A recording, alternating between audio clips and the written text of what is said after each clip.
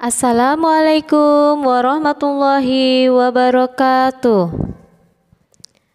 Selamat pagi anak-anak, bagaimana kabar kalian hari ini? Semoga kalian selalu dalam lindungan Allah Subhanahu wa Ta'ala. Amin. Sebelum Ibu membahas tentang pelajaran ilmu pengetahuan alam, alangkah baiknya jika kita bersama-sama membaca doa terlebih dulu. Berdoa dimulai.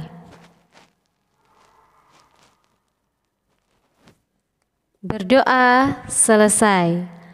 Nah, sekarang kita akan belajar tentang ilmu pengetahuan alam, yaitu perkembangbiakan tumbuhan dan hewan serta cara melestarikan tumbuhan dan hewan. Tujuan dari pembelajaran ini adalah agar kalian bisa mengetahui dan menjelaskan tentang perkembangbiakan tumbuhan dan hewan serta cara melestarikannya. Perkembangbiakan tumbuhan dan hewan. Berkembang biak merupakan salah satu ciri dari makhluk hidup. Berkembang biak adalah menghasilkan keturunan. Perkembangbiakan tumbuhan dibagi menjadi dua, yaitu generatif dan vegetatif. Perkembangbiakan generatif adalah perkembangbiakan yang terjadi melalui peleburan antara sel kelamin jantan dan sel kelamin betina. Adapun alat perkembangbiakan pada tumbuhan yaitu berupa bunga, karena pada bunga terdapat sel kelamin jantan yaitu berupa benang sari dan sel kelamin betina yaitu kepala putik. Proses perkembangbiakan tumbuhan secara generatif terjadi dengan cara penyerbukan. Penyerbukan adalah proses jatuhnya benang sari ke kepala putik. Penyerbukan pada tumbuhan dibagi menjadi 4, yaitu 1. Penyerbukan sendiri, 2. Penyerbukan tetangga, 3. Penyerbukan silang, dan 4. Penyerbukan bastar. Penyerbukan sendiri adalah jatuhnya benang sari ke kepala putik pada bunga yang sama. Penyerbukan tetangga adalah jatuhnya benang sari ke kepala putik pada bunga yang masih satu tumbuhan. Yang ketiga, penyerbukan silang adalah jatuhnya serbuk sari atau benang sari ke kepala putik pada bunga lain yang sejenis tetapi beda tumbuhan. Dan yang keempat, penyerbukan bastar, yaitu jatuhnya benang sari atau serbuk sari ke kepala putik berasal dari tumbuhan yang berbeda varietas. Nah, anak-anak, itu tadi merupakan perkembangbiakan tumbuhan secara generatif. Sekarang kita akan membahas tentang perkembangbiakan tumbuhan secara vegetatif. Perkembangbiakan tumbuhan secara vegetatif dibagi menjadi dua, yaitu vegetatif alami dan vegetatif buatan. Perkembangbiakan vegetatif alami dapat terjadi dengan tunas, umbi lapis, umbi batang, umbi akar, geragih, akar tinggal, dan spora. Perkembangbiakan tumbuhan secara vegetatif buatan dapat dilakukan dengan cara cangkok, setek batang, setek daun, merunduk, dan menempel atau okulasi. Baiklah anak-anak, sekarang kita akan belajar tentang perkembangbiakan hewan. Perkembangbiakan hewan dibagi menjadi 3, yaitu ovipar, vivipar, dan ovovivipar. Ovipar adalah perkembangbiakan hewan dengan cara bertelur.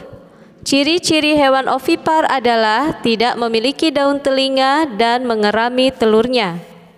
Contoh hewan ovipar adalah burung, ikan, reptilia, dan katak. Sedangkan perkembangbiakan vivipar adalah perkembangbiakan hewan dengan cara melahirkan. Ciri-ciri dari hewan vivipar adalah memiliki daun telinga dan tubuh ditutupi dengan rambut. Contoh dari hewan vivipar ini adalah sapi, kucing, kambing, lumba-lumba, landak, dan lain-lain. Ovovivipar. Perkembangbiakan yang ketiga ini adalah perkembangbiakan hewan dengan cara bertelur dan melahirkan. Contoh dari hewan ini antara lain ikan hiu, kuda laut, dan platypus. Perkembangbiakan ovovivipar ini tidak memiliki ciri khusus pada hewannya. Nah, itu merupakan perkembangbiakan hewan dengan cara ovipar, vivipar, dan ovovivipar. Baiklah, sekarang kita akan melanjutkan pembahasan kita tentang pelestarian hewan dan tumbuhan. Pelestarian hewan. Setiap makhluk hidup memerlukan tempat tinggal. Tempat tinggal makhluk hidup disebut habitat.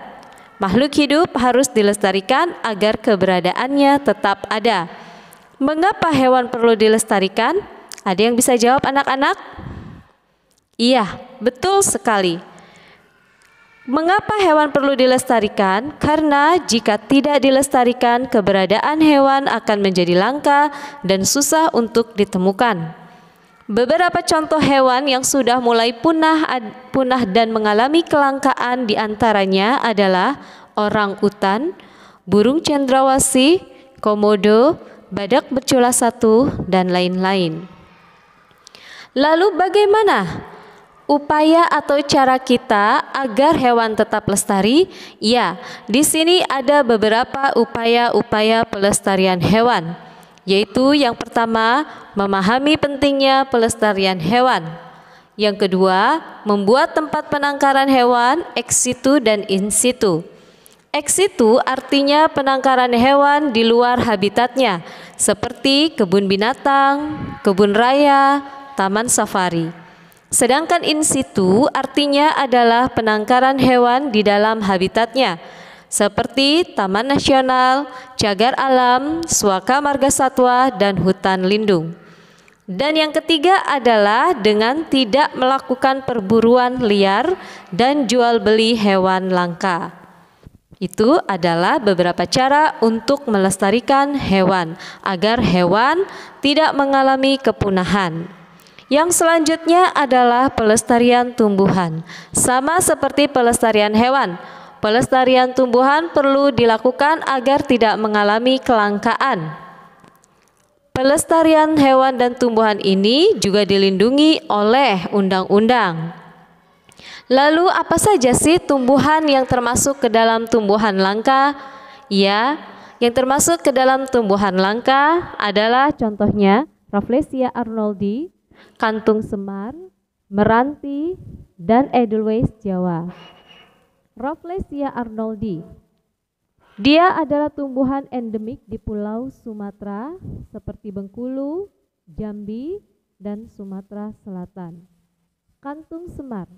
Kantung semar ini habitatnya adalah di Kalimantan dan Sumatera. Meranti berasal dari beberapa daerah yakni Sumatera, Kalimantan, Maluku, dan beberapa wilayah di Sulawesi. Edelweiss Jawa. Tumbuhan endemik ini merupakan tumbuhan endemik zona alpina atau montana di berbagai pegunungan tinggi Nusantara. Itu hanya beberapa contoh tumbuhan langka yang memang harus dilestarikan agar keberadaannya tetap ada dan tidak mengalami kepunahan. Lalu bagaimana caranya supaya tumbuhan tetap lestari? Ya, ada beberapa cara atau upaya untuk melestarikan tumbuhan. Yang pertama, mengembangbiakan tumbuhan. Yang kedua, tidak menebang pohon sembarangan. Yang ketiga, melakukan tebang pilih. Yang keempat, penghijauan. Yang kelima, ex situ dan in situ. Yang keenam, mengembangbiakan tumbuhan langka dengan kultur jaringan. Baiklah anak-anak, itu tadi merupakan penjelasan dari Ibu mengenai perkembangbiakan tumbuhan dan hewan serta cara melestarikan tumbuhan dan hewan. Semoga penjelasan dari Ibu ini bermanfaat untuk kalian.